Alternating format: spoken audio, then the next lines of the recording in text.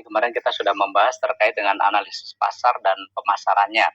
Nah, setelah pasar dan pemasaran, maka aspek berikutnya adalah aspek teknis dan operasi ya. Jadi kalau aspek legalitas atau aspek hukum juga sudah kita bahas. Nah, aspek teknis atau operasi itu seperti apa? Jadi sebenarnya melatar belakangi adalah ketika kita akan membuka suatu usaha atau ibaratnya kita akan menambah gitu ya, melakukan ekspansi dan sebagainya, tentunya yang nggak kalah pentingnya adalah bagaimana kita akan melihat aspek dari sisi teknis dan operasi. Nah, jadi kalau dikaitkan terkait dengan produksi, kalau kita perusahaan-perusahaan yang bergerak di bidang industri ya, tentunya ada kegiatan produksi. Nah, disinilah kita harus menentukan nanti terkait lokasi dan luas produksi. Jadi tata letaknya, layoutnya, kemudian itu jangan sampai nanti katakan pabriknya terlalu jauh dari katakan bahan materialnya atau terlalu jauh dari pasarnya ya. Jadi jangan sampai seperti itu karena nanti ketika pabrik itu jauh dari tempat kita pasarkan itu biasanya biaya produksinya juga akan semakin besar ya. Karena terkait dengan proses pengiriman barang ataupun jasanya lah katakan seperti itu. Nah, dalam pemilihan dari sisi lokasi atau tata letaknya, tentunya kita perlu perhatikan terkait dengan ketepatan. Nah, ketepatan ini berhubungan dengan pemilihan lokasi yang strategis, kemudian pemilihan dari sisi sumber daya manusianya, kemudian pilihan dari sisi tata letak, termasuk nanti karena dari sisi tata letak ini juga sangat menentukan kira-kira nanti perusahaan itu bisa dianggap sebagai perusahaan-perusahaan yang bonafit atau tidak gitu ya. Karena kalau kita lihat aja sekarang perkantoran, orang yang berkantor di Sudirman, berkantor di Tamrin, itu gengsinya jauh lebih besar ketimbang yang berkantor katakan di daerah Kebonjeruk gitu ya. Jadi contoh aja seperti itu. Karena semakin posisi kantor atau posisi perusahaan kita ada di tempat pusat bisnis, maka itu memiliki nilai plus ya dari sisi kepercayaan masyarakat juga. Sebentar ada yang baru join.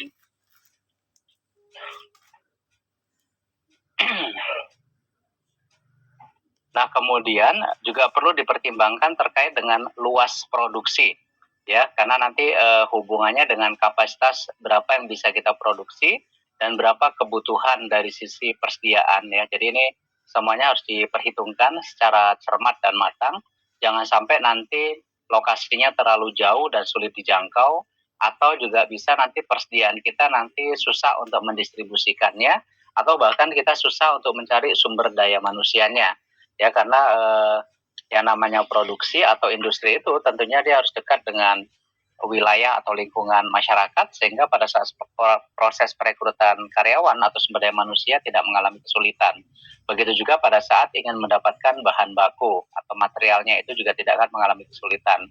Nah, termasuk nanti bagaimana kita mendistribusikan persediaan kita, baik itu nanti persediaan katakan persediaan bahan bakunya, persediaan barang dalam proses, dan persediaan barang jadi itu nanti seperti apa. Ini terkait dengan tata letak atau aspek teknis dan operasinya.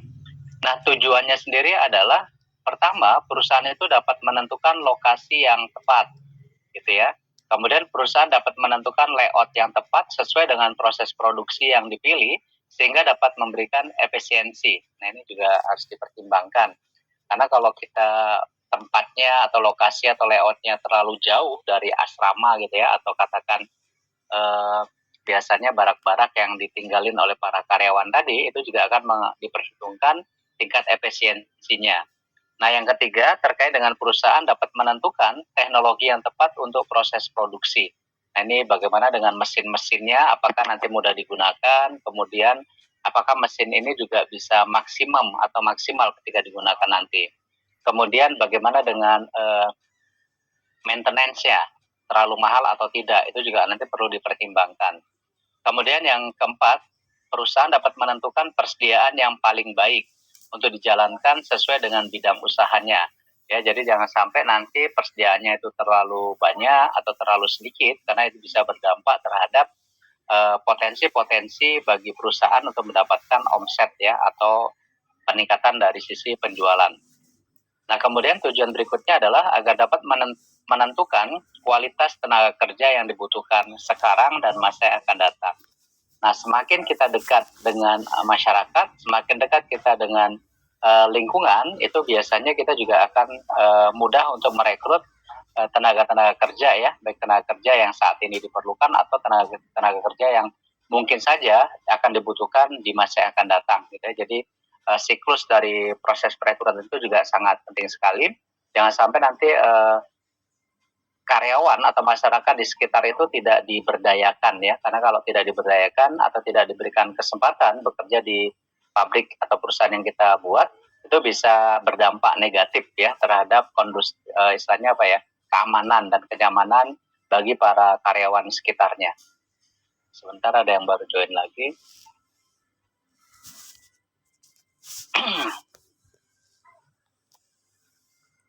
Nanti kalau ada pertanyaan langsung dipotong aja. Nah, penentuan kelayakan teknis atau operasional perusahaan itu menyangkut hal-hal yang berkaitan dengan masalah teknis atau masalah operasional. Sehingga apabila tidak dianalisis dengan baik, maka akan bisa berakibat fatal bagi perusahaan dalam perjalanannya ya di kemudian hari. Nah, biasanya hal-hal yang perlu diperhatikan dalam aspek ini adalah masalah penentuan lokasi, luas produksi, tata letak, penyusunan peralatan pabrik, dan proses produksinya termasuk pemilihan dari sisi teknologinya. Ini mesti dipertimbangkan dengan baik. Nah, jadi analisis dari aspek operasi adalah untuk menilai kesiapan perusahaan dalam menjalankan usahanya dengan menilai ketepatan lokasi, luas produksi, dan layout serta kesiagaan mesin-mesin yang akan digunakan. Nah, ingat biasanya perusahaan-perusahaan besar itu mesin itu karena harganya mahal, bisa jadi pada saat awal dia melakukan semacam sewa ya atau rental mesin-mesinnya. Jadi kalau kita tidak gunakan secara maksimal, itu maka nanti akan menimbulkan kerugian karena biaya sewa jalan terus, kemudian tidak terjadi produksi, maka itu bisa berdampak terhadap potensi kerugian perusahaan. Atau juga bisa kalau dia memang dibeli oleh perusahaan, kalau harganya mahal kemudian tidak difungsikan dengan baik, maka juga akan terjadi kemungkinan mengalami kerugian karena ada biaya maintenance, ada biaya katakan kerusakan dan sebagainya. Jadi mesin itu sebaiknya digunakan apakah 24 jam ataukah mungkin 12 jam. Karena ada beberapa mesin atau peralatan yang dinyalakan itu cukup memakan waktu yang cukup lama ya. Jadi katakan untuk memanasin mesinnya aja bisa katakan 2 sampai 3 jam. Ya, jadi atau bahkan juga bisa 6 jam. Makanya ini kalau sempat dimatikan atau setiap pagi harus dinyalakan itu ibaratnya apa ya, banyak waktu yang tidak produktif karena harus menunggu mesin berjalan normal dulu baru bisa dikerjakan. Nah, makanya banyak perusahaan itu yang melakukan sistemnya shift. Ya, bisa shiftnya 3 kali, bisa 2 kali, tergantung nanti kebutuhan perusahaan. Tapi paling tidak kalau kita punya mesin produksi yang memang harga mahal, kemudian dan proses untuk pemanasannya cukup lama, sebaiknya digunakan sistemnya adalah 24 jam full gitu ya. Tinggal nanti karyawannya dibuat shift atau bekerja secara bergantian seperti itu. Nah, aspek teknis dan operasi sendiri tentunya perlu dilihat dari sisi apa? Lokasi kantor pusat. Ya, lokasi kantor pusat jangan sampai terlalu jauh juga dengan pabrik, jangan terlalu juga jauh dari gudang dan kantor-kantor cabang. Kalau kantor cabang boleh lah ya, karena kan memang terkait dengan bagaimana kita bisa melakukan ekspansi atau menambah pangsa pasar kita, sehingga nanti potensi penjualan kita juga akan semakin meningkat. Nah, tapi ada yang mesti dipertimbangkan di sini. Yang pertama adalah dengan kaitannya jenis usaha yang sedang dijalankan. Nah, ini juga harus dilihat, jangan sampai nanti jenis usaha ini kita tidak memahami ya, apakah usaha kita bersifat hanya perusahaan jasa, perusahaan dagang, atau perusahaan industri. Nah, ini mesti dipertimbangkan. Kemudian bagaimana dengan kedekatan pasar atau konsumen. Nah, jadi jaraknya ini juga harus dipertimbangkan. Jangan sampai nanti aksesnya terlalu susah sehingga membuat konsumen itu artinya malas untuk berkunjung atau malas untuk melakukan transaksi di tempat kita karena dengan alasan lokasinya terlalu jauh atau sulit medannya. Nah, kemudian bagaimana dengan kedekatan dengan bahan baku ya. Jadi idealnya kalau perusahaan industri tadi itu harus dekat dengan bahan baku atau material yang tersedia. Karena apa? Karena bahan baku ini merupakan sesuatu yang sangat penting karena begitu terjadi keterlambatan pengiriman bahan baku itu bisa mengakibatkan pada saat jadwal yang digunakan bisa aja tidak ada bahan baku sehingga mengakibatkan karyawan tidak bisa bekerja. Nah, pada saat karyawan tidak bisa bekerja berarti mesin itu tidak bisa digunakan. Nah, artinya potensi kerugian pada hari itu juga lumayan besar ya dibandingkan dia harus memproduksi barang. Nah, kemudian bahan baku itu juga harus kita pertimbangkan kira-kira nanti kesediaannya itu untuk jangka pendek atau bisa juga untuk jangka panjang. Karena bahan baku itu sifatnya harusnya sebenarnya terus-menerus gitu ya, rutin. Jadi pada saat kita memproduksi selalu ketersediaan bahan bakunya ada. Tapi kalau bahan bakunya sulit dicari, ya maka jenis usahanya bisa jadi kita harus rubah gitu ya. Artinya dengan bentuk atau mengganti jenis bahan bakunya menjadi barang-barang yang lainnya. Tapi yang jelas bagaimana kita bisa tetap menjaga kualitas produk barang dagangan kita. Nah, berikutnya tentunya tersedia tenaga kerja. Ini yang paling penting. Pabriknya bagus, bahan bakunya bagus, gitu ya. Sarananya oke, tapi tenaga kerjanya tidak tersedia. Nah, itu juga bisa berdampak terhadap potensi kerugian perusahaan. Nah, bagaimana dengan tersedia sarana dan prasarana terkait dengan transportasinya, kemudian dengan listrik dan kesediaan air. Ini juga faktor penunjang ya tingkat keberhasilan perusahaan. Nah, apakah nanti juga dekat dengan pusat pemerintah, apakah dekat dengan lembaga keuangan, kira-kira nanti berada di kawasan industri seperti Jababeka gitu ya, kemudian ada seperti Pulau Gadung dan sebagainya. Jadi kawasan-kawasan industri itulah yang perlu dipertimbangkan ya kalau kita memang perusahaan-perusahaan bersifat atau bergerak industri. Tapi kalau untuk jasa sebaiknya kita bisa berpusat di wilayah-wilayah seperti kalau memungkinkan gitu ya daerah Sudirman, daerah Tamrin atau daerah-daerah protokol ya, atau ibaratnya yang daerah-daerah lain yang sepanjang Selipi gitu itu kan jalan-jalan utama semua, kemudian MT Haryono, jadi itu mungkin akses yang gampang dilalui oleh moda transportasinya. Kemudian bagaimana terkait dengan kemudahan dalam melakukan perluasan. Nah, terkadang pada saat perusahaannya sudah berkembang, ternyata tidak bisa melakukan semacam pelebaran gitu ya atau perluasan karena bisa saja terhambat dengan batasan-batasan wilayah kita miliki.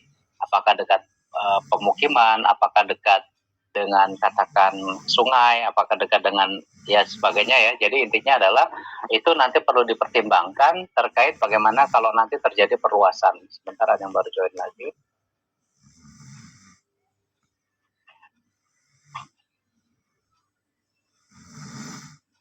Oke ya, kita lanjutkan lagi.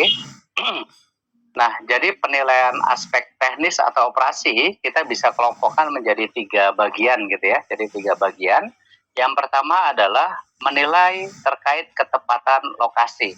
Pemilihan tempatnya harus strategis, harus dekat dengan masyarakat, dekat dengan bahan baku, dekat dengan pemerintahan, dekat dengan layanan jasa keuangan dan sebagainya ya. Jadi intinya itu. Kemudian bagaimana dengan luas produksi kita? Ya, seberapa banyak yang bisa kita produksi. Terus nanti juga bisa menentukan adalah layoutnya atau istilahnya itu tata letak atau tata ruangnya bagaimana. Jangan sampai contohnya ya kita punya 7 gedung gitu ya, bukan 7 gedung, 7 lantai. Nah, tapi 7 lantai itu sayangnya hanya disediakan satu tempat, katakan tempat ibadah itu hanya adanya di basement. Terus kemudian kamar mandinya juga adanya di basement. Nah, ini sebenarnya secara layout atau tata letak ini bisa menjadi tidak efisien gitu ya, karena bisa aja karyawan tadi karena dia berkebutuhan untuk harus ke toilet atau mungkin menjalankan ibadahnya, dia butuh waktu yang cukup lama, artinya harus meninggalkan dari lantai 7 ke basement, katakan seperti itu. Dan bisa juga nanti itu bisa disalahgunakan oleh para karyawan gitu ya, habis sholat kemudian tiduran akhirnya naiknya lama ya. Jadi makanya dari sisi yang seperti itu juga harus dipertimbangkan, jangan sampai terlalu jauh antara katakan kamar mandi atau toilet itu dengan pekerjaan kita. Atau yang biasa bekerja untuk penggandaan, contohnya mesin printer atau fotokopi gitu ya, jangan sampai nanti terlalu jauh gitu tempatnya karena itu akan mengakibatkan tidak efisiensi ya, waktunya terbuang karena harus mondar-mandir ke tempat mesin tadi atau tempat printer tadi untuk melakukan percetakan atau pencetakan ya. Jadi ini harus dipertimbangkan juga. Atau juga bisa dari sisi katakan produksi, jarak antara gudang bahan baku dengan tempat produksinya terlalu jauh gitu ya. Jadi ini juga bisa mengakibatkan hal-hal yang tidak kita inginkan. Jadi kurang lebih seperti itu. Nah, pemilihan lokasi terdiri dari lokasi untuk kantor pusat, cabang, gudang, dan pabrik. Ini idealnya. Ya, jadi dalam kaitannya dengan studi kelayakan bisnis, yang paling kompleks adalah penentuan lokasi pabrik. Ya, kenapa dikatakan paling kompleks? Karena ini banyak pertimbangan yang harus diperhitungkan sebelum lokasi pabrik itu ditentukan. Ya, pertimbangannya adalah dekatnya lokasi pabrik dengan bahan baku yang digunakan atau dekat dengan konsumen. Karena ini akan menjadikan sebagai acuan atau pertimbangan dengan pertimbangan penilaian value-nya atau nilainya. Jadi perbandingan biaya atau analisis ekonomi. Jadi tergantung dari pihak yang melakukannya. Sebentar ada yang join lagi.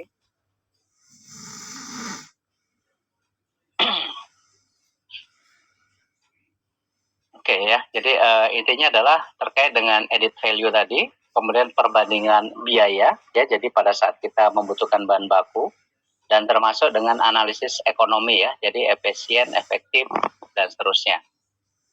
Nah, dari sisi pemilihan lokasi, ini nanti juga bisa dilihat dari apa, memilih wilayahnya daerah mana, kemudian kotanya harus tepat atau enggak, maka baru tentukan nanti lokasi yang paling strategis. Nah, semakin strategis biasanya biayanya juga cukup mahal ya, terutama untuk sewa gedungnya mungkin, atau mungkin pembangunannya dan sebagainya. Jadi ini juga berdampak terhadap biaya yang kita miliki atau dana yang kita miliki untuk membangun sebuah pabrik atau sebuah kantor. Nah, yang menjadi pertimbangan pemilihan lokasi yang pertama adalah dari sisi edit value-nya atau penilaian dari sisi nilainya apa sih sebenarnya ya, value itu nilai. Jadi harus kita pertimbangkan juga. Kemudian kita harus membandingkan biaya yang kita keluarkan dengan seandainya kita ada di posisi yang lain atau tempat yang lain. Kemudian dari sisi analisa ekonomi kira-kira menguntungkan atau tidak. Karena pada prinsipnya kalau kita bicara tentang ekonomi, artinya dengan modal yang sekecil-kecilnya kita bisa mendapatkan keuntungan yang sebesar-besarnya ya. Jadi itu teori ekonomi lama dulu itu mengatakan bagaimana caranya dengan modal yang paling minim tapi kita bisa mendapatkan keuntungan yang paling maksimal. Ya, jadi ini skala ekonomis harus bersifat menguntungkan. Oke, kalau ada yang mau ditanyakan silakan.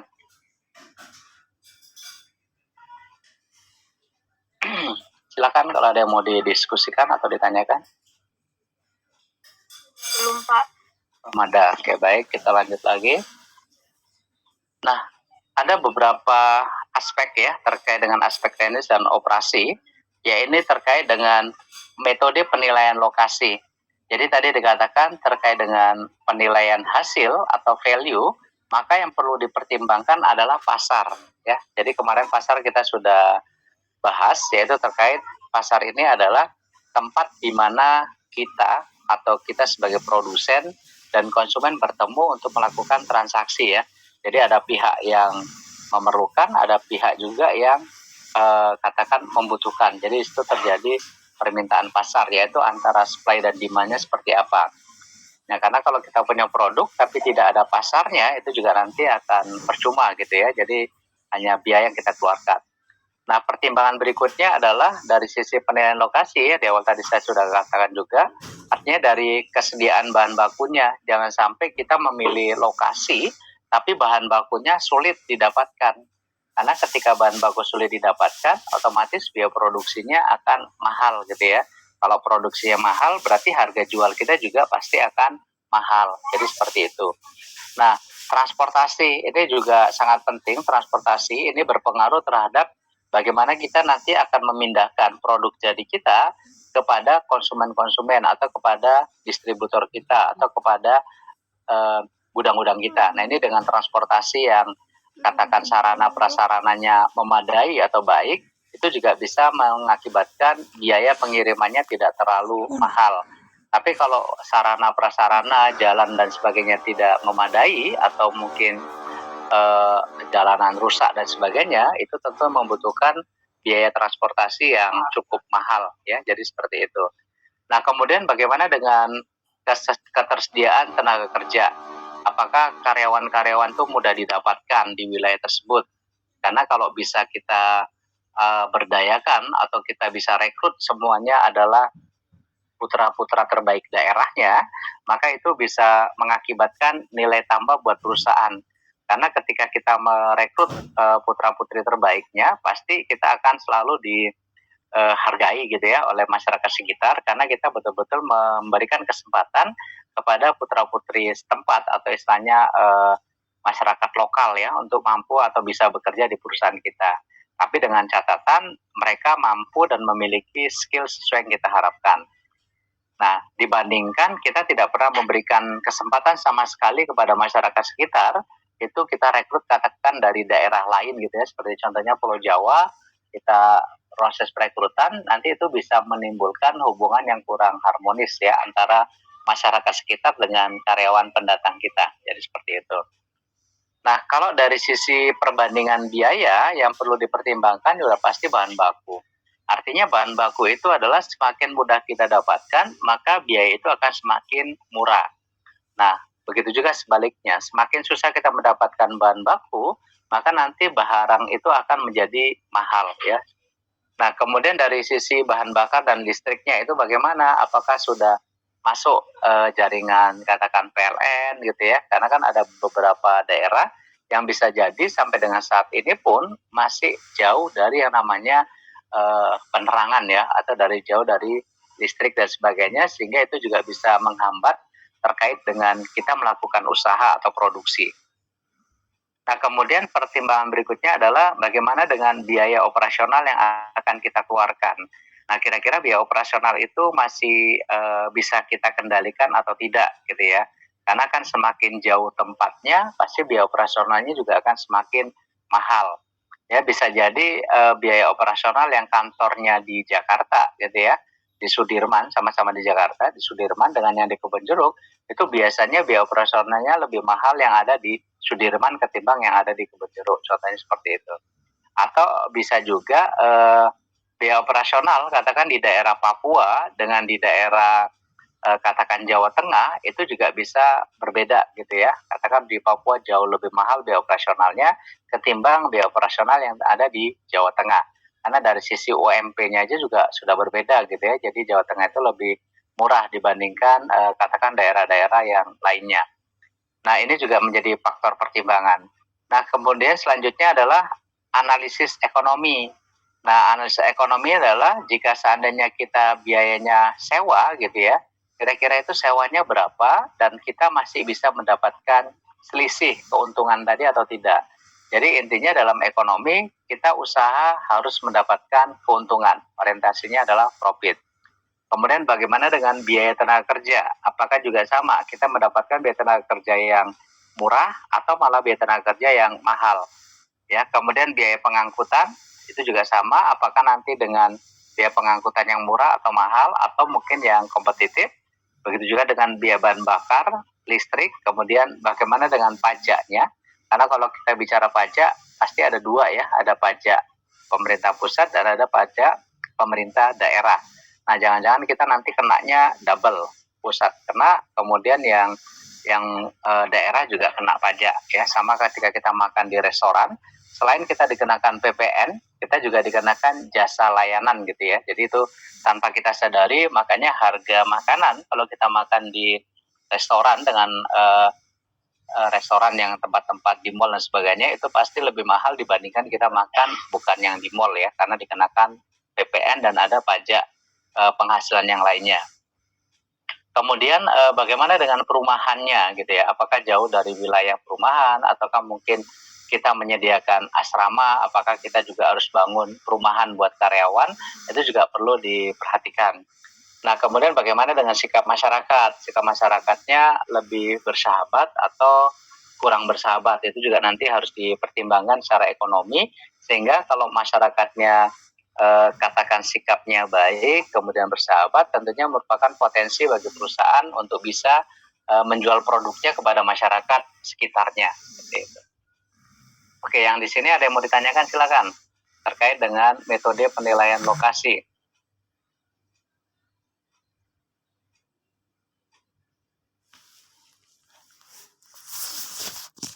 Belum ada ya? Oke, kalau belum ada kita lanjutkan lagi. Berikutnya ada beberapa aspek teknis ya dari pemilihan hasil nilai. Jadi ini kita anggap contoh aja ya, contoh untuk memudahkan terkait dengan pemilihan lokasi. Jadi kita bisa berikan skor atau kita bisa berikan nilai sehingga nanti kita bisa putuskan mana pemilihan yang paling baik. Nah, jadi berdasarkan metode penilaian hasil nilai, maka lokasi tertinggi yang dipilih yaitu Lampung Timur dengan nilai 87 gitu ya. Jadi kita bisa bandingkan di sini. Jadi nilai lokasi yang ideal berdasarkan survei, contohnya kalau untuk pasar itu adalah 40%, kemudian bahan baku 30%, transportasi 15%, tenaga kerja 10%, dan lainnya 5%. Jadi total nilai idealnya adalah 100%. Inilah aspek dari sisi penilaian hasil nilai. Nah, kita punya pilihan, sama-sama pilihannya di wilayah Lampung gitu ya. Cuma Lampung ini kan dibagi lagi, ada namanya Lampung Timur, ada Lampung Tengah, dan ada Lampung Utara. Nah, berdasarkan hasil analisis atau studi kelayakan, kita harus berikan bobot nilai kepada masing-masing daerah gitu ya. Contoh untuk wilayah kebutuhan ya, dari sisi kebutuhan pasar. Nah, ternyata dari 3 wilayah ini, Lampung Timur, Lampung Tengah, Lampung Utara, kita berikan bobot. Timur itu lebih ramai katakan ya, kita kasih bobotnya 35%, kemudian Tengah 25%, dan Utara 20%. Nah, walaupun kita jumlahkan nggak sampai dengan 100%, nggak ada masalah, karena ini total skor tertinggi idealnya adalah 40 ya. Nah, kemudian dari sisi bahan baku, ternyata Lampung Timur juga memiliki potensi bahan baku yang cukup, yaitu di angka 25%, sementara Lampung Tengah hanya 20% dan Lampung Utara 15%. Dari sisi transportasi, Lampung Timur itu lebih mudah terjangkau gitu ya, dikasih bobot nilainya 13, sementara Lampung Tengah 7 dan Lampung Utara 8. Dari ketersediaan tenaga kerja, idealnya nilainya 10. Nah, untuk Lampung Timur diberikan Lampung Tengah 10 dan Lampung Utara 11. Nah, artinya di sini kita bisa analisis dari sisi tenaga kerja, Lampung Utara yang paling banyak bisa menyediakan lapangan pekerjaan, bukan lapangan pekerjaan ya, tenaga kerja yang siap untuk bekerja lah tenaga kerjanya. Nah, lainnya ini untuk Lampung Timur, artinya bisa dari sisi keamanan gitu ya. Dari sisi yang lainnya itu Lampung Timur nilainya 5, sementara Lampung Tengah 4 dan Lampung Utara 4. Nah, dari total inilah kita harus skor gitu ya, kita harus berani mengambil keputusan. Nah, karena ini keputusannya harus objektif, maka angka-angka di sini adalah untuk memudahkan kita gitu ya, karena kan kalau kita hanya bicara secara kualitatif, bisa jadi pasar di Lampung bagaimana? Lampung itu banyak pasarnya. Nah, banyak itu berapa gitu. Jadi harus ditentukan dengan angka-angka. Karena kalau dia sifatnya hanya simbol-simbol baik, luas gitu ya, dan sebagainya, maka nanti nggak akan ketemu angkanya karena sifatnya subjektif. Nah, karena ini kita sudah berikan skor, tugas akhir kita adalah menjumlahkan dari 5 kriteria kebutuhan yang kita inginkan. Ternyata Lampung Timur itu total skornya yang paling tinggi gitu ya, jadi totalnya 87. Walaupun tidak mencapai 100, tapi paling tidak kita sudah bisa menentukan atau mengalokasikan bobot-bobot nilai ini sesuai dengan apa yang kita amatin, apa yang kita teliti gitu ya, apa yang kita observasi lah. Nah, sementara untuk Lampung 66, Utara 66, Lampung Tengah 66, Lampung Utara 58. Sehingga dari 3 angka di bawah jumlah, maka sebaiknya yang kita pilih itu adalah kita menempatkan atau memilih lokasi nanti di Lampung Timur, karena secara keseluruhan hasilnya adalah nilai yang paling tinggi dibandingkan dengan daerah lainnya ya. Jadi seperti itu terkait dengan pemilihan tempat atau lokasi berdasarkan metode penilaian hasil nilai ya. Jadi ini nanti kalau seandainya ada soal gitu ya, tentukan aja sendiri angkanya. Nanti dari situ baru tentukan kemana atau daerah mana yang harus kita pilih sebagai pilihan yang paling tepat ya. Jadi seperti itu. Oke, sampai sini terkait dengan perhitungan aspek teknis dan operasi, penilaian hasil nilai, apakah ada yang ditanyakan? Oke, kita lanjut lagi. Nah, dari sisi perbandingan biaya, contoh ya, kita lihat tadi, kalau dari sisi nilai tadi itu adalah Lampung Timur yang kita dapatkan atau kita pilih. Nah, kalau dari perbandingan biaya, ini kita juga sama berikan bobot gitu ya. Jadi bahan baku, katakan harga di Lampung Timur 140, Lampung Tengah 150, dan Lampung Utara 160. Bahan bakar juga sama kita perhitungkan, ini angkanya seperti ini. Nah, kemudian kita juga total dengan cara yang sama. Nah, kalau dari sisi perbandingan biaya, yang kita cari itu adalah biaya yang paling murah gitu ya. Jadi perbandingan biaya itu adalah biaya yang kita cari biaya yang paling murah. Beda dengan nilai lokasi tadi yang paling tinggi. Jadi jangan sampai terbalik nanti. Kalau dari sisi perbandingan biaya, pasti kita cari yang paling murah dari beberapa pilihan. Jadi di sini masih Lampung Timur ya yang kita pilih. Nah, kemudian penentuan luas produksi, yaitu berapa jumlah produksi yang dihasilkan dalam waktu tertentu dengan biaya yang paling efisien sehingga dapat diperoleh profit margin yang tinggi gitu ya. Jadi kita harus perhitungkan. Jangan cuma sekedar mencari katakan nilai lokasi yang paling baik seperti itu. Nah, demikian pula dengan penentuan layout. Jadi untuk pembangunan usaha yang akan didirikan, pilihan yang dilakukan berdasarkan proses layout atau produksi layout, lalu ada juga tentang metode persediaan. Gimana? Ada yang mau ditanyakan? Nggak ada, Pak. Oke, nggak ada ya, baik. Nah, ini nanti intinya adalah metode persediaan yang akan digunakan bergantung pada jenis usaha yang dijalankan. Kita lanjut lagi. Ini luas produksi ya. Jadi ini terkait dengan luas produksi ekonomis itu nanti ditentukan kecenderungan permintaan yang akan datang. Semakin banyak permintaannya, berarti semakin luas lah yang harus kita produksi. Kemudian yang kedua, tolong di mute dulu aja gitu, yang lainnya biar nggak terganggu. Mute-nya di mute dulu ya. Oke, kemungkinan pengadaan bahan baku dan bahan pembantu, tenaga kerja dan lain-lain. Tolong mikrofonnya di mute dulu aja.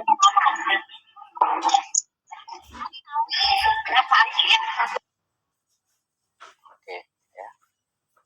Ini Bapak pulangnya sore ya? Ini jam berapa sih? Oke, berikutnya tersedianya teknologi dan peralatan di pasar, daur hidup produk dan produk substitusi, ini juga sama jelas ya. Substitusi itu adalah produk-produk penggantinya. Kemudian penentuan jumlah produksi optimal, kita nanti bisa gunakan marginal cost dan revenue ya. Jadi marginal cost ataupun marginal revenue. Nah, bisa juga pendekatannya dengan break even point atau bisa juga dengan metode linear programming ya. Jadi ini bisa dijadikan sebagai acuan nantinya. Nah, ini saya lewatkan, saya ambil contoh kasusnya aja ya. Tujuannya dicapai. Nah, ini aspek teknis terkait dengan model economic order quantity ya atau EOQ. Nah, untuk jenis usaha tertentu, permasalahan persediaan sangat penting, itu juga dipertimbangkan dan dianalisis. Salah satu teknik untuk mempertimbangkan persediaan bisa menggunakan economic order quantity. Artinya adalah kapan saatnya kita memesan kembali produk gitu ya. Jangan sampai nanti persediaannya terlalu banyak atau terlalu sedikit. Nah, umumnya rumus yang digunakan, ini untuk rumus silakan boleh di screenshot atau boleh difoto dulu ya. Karena ini kalau nanti ada ujian pun ini akan dipakai ya. Jadi rumusnya silakan di screenshot atau difoto silakan. Jadi untuk mendapatkan rumus ekonomi order quantity sama dengan ini ada akar gitu ya, 2 dikali R dikali S, kemudian dibagi C. Apa itu R? R itu adalah jumlah pembelian permintaan satu periode. Sementara S, biaya setiap kali pemesanan, dan C merupakan biaya simpan tahunan dalam rupiah atau unit. Nah, jadi ini sudah ada ketentuannya ya untuk mendapatkan jumlah pemesanan yang paling optimum, maka kita gunakan rumusnya adalah jumlah pembelian atau permintaan dalam satu periode, bisa 1 tahun gitu ya, dikalikan nanti dengan biaya setiap kali pesan. Karena bisa jadi dalam setahun itu kita bisa 2 kali, bisa 3 kali, bisa 5 kali, tergantung nanti kebutuhannya. Nah, kemudian pada saat kita nunggu periode berikutnya, dalam pemesanan berikutnya, tentunya kita harus perhitungkan berapa biaya penyimpanan yang ada di gudang. Ya, jadi ini cost bagi perusahaan. Jadi ini rumusnya, rumus dasarnya, ekonomi order quantity sama dengan akar 2 dikali jumlah pembelian satu periode dikali dengan biaya setiap kali pemesanan dibagi dengan biaya simpan tahunan baik dalam rupiah atau dalam unit. Nah, contoh ya, kita langsung kerjakan ini. Hitunglah ekonomi order quantity jika perusahaan semen PT Atos menggunakan bahan sebesar 5.000 kilo per tahun, kemudian biaya pemesanannya 49.000 setiap kali pembelian, dan biaya simpannya adalah 1.000 per kilo dalam tahun gitu ya, 1.000 per kilo per tahun. Nah, berarti R-nya adalah 5.000 ya, R tadi itu adalah kebutuhannya atau permintaannya dalam setahun atau satu periode, 5.000. Kemudian S-nya adalah biaya setiap kali pemesanan. Ya, biaya setiap kali pemesanan yaitu 49.000. Baru nanti C-nya adalah biaya penyimpanan. Nah, kalau angka-angka ini kita masukkan ke dalam rumus, maka jumlah kuantiti yang kita pesan adalah, ini kita hitung dulu ya, 2 tadi adalah ketentuan. 2 dikali R dikali S. Berarti 2 dikali 5.000 dikali dengan 49.000. Hasilnya dibagi dengan biaya penyimpanan, dibagi 1.000. Kemudian baru diakarkan. Dapatlah dia angkanya 700 kilo. Coba dihitung, benar apa enggak itu? Jangan-jangan salah. Coba dibuktikan hasilnya, kira-kira sudah sesuai atau belum.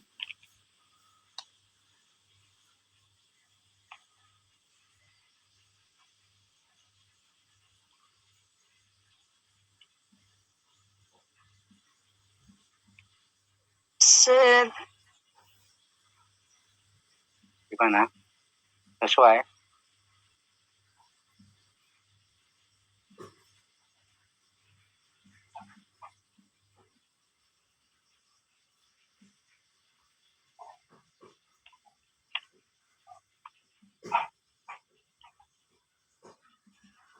Coba minta tolong dihitung hasilnya 700 kilo, benar apa enggak itu?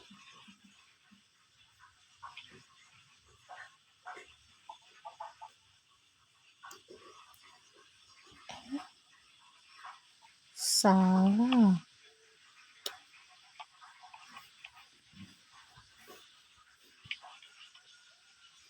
Salah.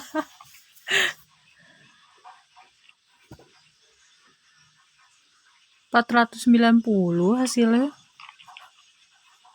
Dibuktikan dulu ya angkanya ya, ya sampai nanti nggak bisa ngitung ya.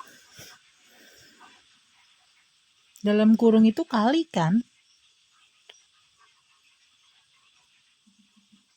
Coba. Betul Pak. Benar. Yang lainnya gimana? Sudah sesuai? Enggak kayaknya. Coba saya ulang. Oke, kalau yang lain udah buktikan, ini berarti bisa ya ngitung ya. Ya. Yang jelas 2 dikali 5.000 dikali 49.000 dibagi 1.000, hasilnya kemudian diakarkan. Dapatlah dia 700 kilo ya, seperti itu. Oh, diakarkan. Nah, ini Bilang terkait dong. dengan model economic order quantity. Jadi dalam setahun dia akan memesan barang atas setiap kali pesan itu 700 sebanyak kilo. 700 kilo gitu ya. Karena kebutuhan dia adalah 5.000 kilo per Diakarkan tahun. ternyata. Tinggal nanti berapa kali pemesanannya. Tapi setiap pesan dia dapatnya 700 kilo. Nah, kemudian kalau kita lihat dari pengaruh diskon terhadap ekonomi order quantity, ini rumusnya adalah ya total artinya dengan diskon ya, TAC-nya quantity dibagi 2 dikali dengan biaya penyimpanan ditambah jumlah kebutuhan dibagi dengan kuantitinya, gitu ya, kuantiti jumlah pemesanan optimum yang tadi sudah didapatkan 7.200 yang di sini 700 sorry. Ya. Ditambah dikali S ditambah R dikali P. Nah, jumlah pemesanan optimum, tadi R-nya jumlah pembelian atau permintaan satu periode, S-nya biaya setiap kali pesan, C-nya biaya simpan tahunan, dan P-nya adalah harga atau price ya. Jadi untuk menentukan berapa jumlah yang harus dipesan adalah dengan menilai atau memilih nilai total average cost yang terkecil ya. Jadi total average cost yang kecil. Ini TAC adalah total average cost, artinya rata-rata biaya totalnya. Jadi kalau kita masukkan contoh di sini, perusahaan memerlukan bahan baku 5.000 unit barang per tahun, biaya pemesanan setiap kali pesan 49.000, biaya simpannya Rp1.000 per tahun. Seorang supplier menawarkan diskon seperti pada tabel berikut ini. Berapa jumlah pembelian yang dapat meminimumkan biaya jika pembelian tertentu memperoleh diskon. Jadi jumlah pesanan katakan 0 sampai dengan 959, harga per unitnya adalah Rp5.000. Kemudian kalau kita pesan 1.000 sampai dengan 2.499, maka harga per unitnya adalah 4.850. Di atas atau sama dengan 2.500 ke atas atau lebih, itu harga per unitnya adalah 4.750. Jadi kalau melihat di sini, semakin besar yang kita pesan, maka kita akan mendapatkan diskon atau potongan harga ya. Jadi ini penawarannya. Nah, kira-kira nanti ini bisa kita ambil yang mana? Kalau tadi berdasarkan perhitungan, kan kita pesan tadi 7.000 per 7.000 kilo ya setiap kali pesan. Nah, ini kira-kira nanti seperti apa? Nah, jadi kita harus hitung dulu total average cost-nya atau biaya total rata-ratanya dengan pesanan 700 ini ya. Jadi kita masukkan ke dalam rumus. 700 dibagi 2 dikalikan dengan 1.000, itu tadi biaya penyimpanan, ditambah kebutuhan selama satu periode, dibagi dengan jumlah setiap kali pesan, kemudian dikalikan dengan harga setiap kali pesan, ditambah 5.000 ya. 5.000 tadi adalah jumlah kebutuhan ya. Jumlah kebutuhan atau apa yang tadi sebentar. Oke ya, bahan ya, penggunaan bayarnya 5.000. Kemudian dikalikan lagi dengan R, S tambah R. Ini kebetulan nilainya sama 5.000. P ya, price, harga maksudnya. Harga 5.000. Sehingga didapatkan angkanya 25.700.000. Ini sambil dicek random ya, silakan. Kemudian jika kita pesan di angka 1.000 setiap kali pesan, ini maka nilainya 24.995. Kalau kita pesan di angka 2.500 setiap kali pesan, maka biaya kita adalah 25.098. Nah, jadi jumlah pemesanan yang harus dilakukan sebanyak 1.000 kilo, ya, karena memberikan total biaya tahunan yang paling rendah. Jadi kalau kita pesan 700, kita kena biayanya 25.700.000. Tapi kalau kita pesannya 1.000, kita hanya kena biayanya 24.995. Tapi kalau kita pesannya lebih besar lagi, 2.500, ternyata harganya semakin tinggi ya. Jadi dalam penentuan terkait nanti jika ditawarkan diskon, maka sebaiknya perusahaan akan melakukan pesanan sejumlah 1.000 unit ya setiap kali pesan. Jadi 1.000 unit sampai nanti kebutuhan dalam satu periode itu terpenuhi. Ya, jadi kalau tadi kebutuhannya 5.000, sementara pesanannya 1.000, maka dalam setahun ada 5 kali pesan ya, 5 kali pemesanan. Ini jadi kita tinggal masukkan. Nah, oke, berdasarkan data yang tadi, ini silakan dikerjakan ya, tugas B-nya ya. Jadi jika perusahaan memerlukan bahan baku 550 unit barang per tahun, 09. Yang beda di bagian akhir ya. Yang di awal beda Pak, ada yang 19 kalau nggak salah. Oh gitu ya. Jadi itu kan tahunnya ya, tahun masuk itu biasanya ada 19, 20 dan seterusnya. Nah tapi ini masukkan angkanya, kalau ditotalin tuh berapa angkanya? Coba tadi sebutin, saya catat dulu. 2002. Angkanya satuan aja, 2. 2002. Ya. 11. Ya. 0000, kosongnya 4 kali. Terus 1 gitu ya, ibaratnya nomor urut ya. 9. Iya, 9. Nah, jadi nanti ini kan terlalu banyak ini angkanya. Yang diambil itu adalah setelah 2002 ya. Ambil setelah 2002. Oh iya, dari 11 ya Pak? Ya, 11 sampai angka terakhir. Kan itu hanya 6 digit ya, jutaan. Iya. Benar nggak gitu?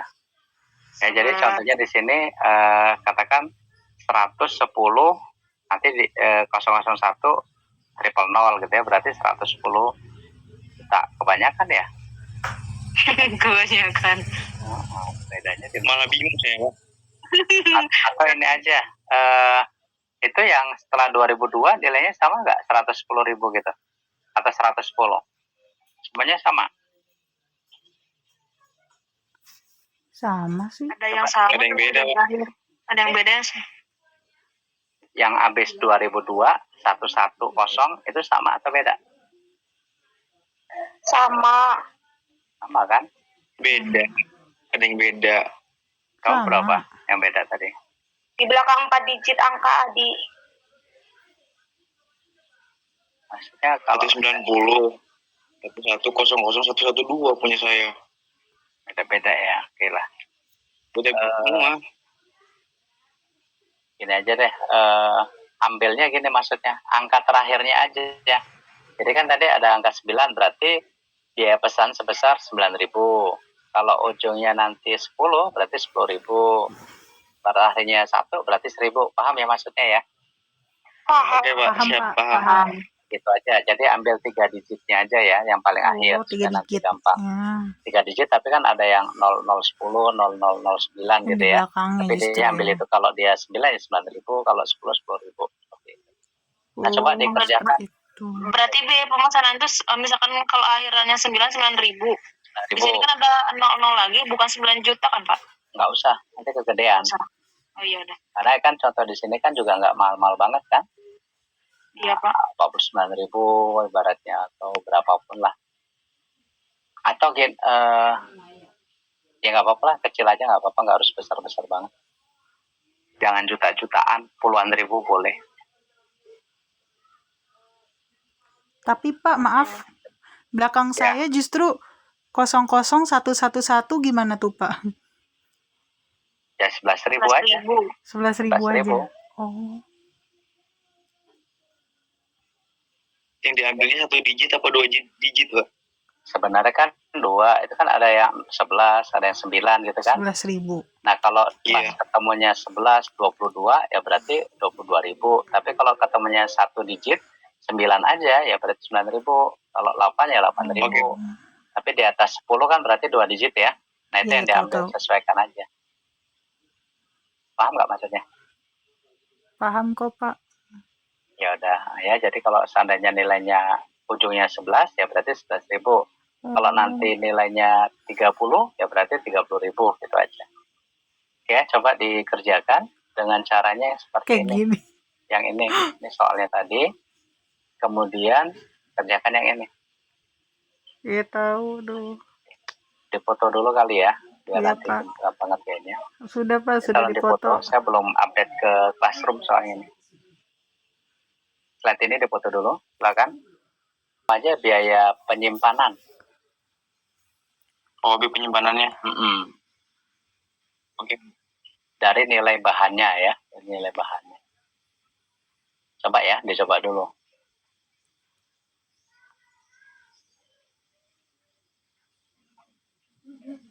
Ini soalnya ada di screenshot juga, atau ada di foto? Saya mau kirim Sudah ke Pak, sudah Classroom di dulu ya. screenshot. Sudah. Udah ya, oke. Sambil dikerjakan, nanti saya kirim dulu materinya supaya gampang. Bentar ya, saya hentikan presentasi dulu. Saya kirim materinya dulu. Siap Pak.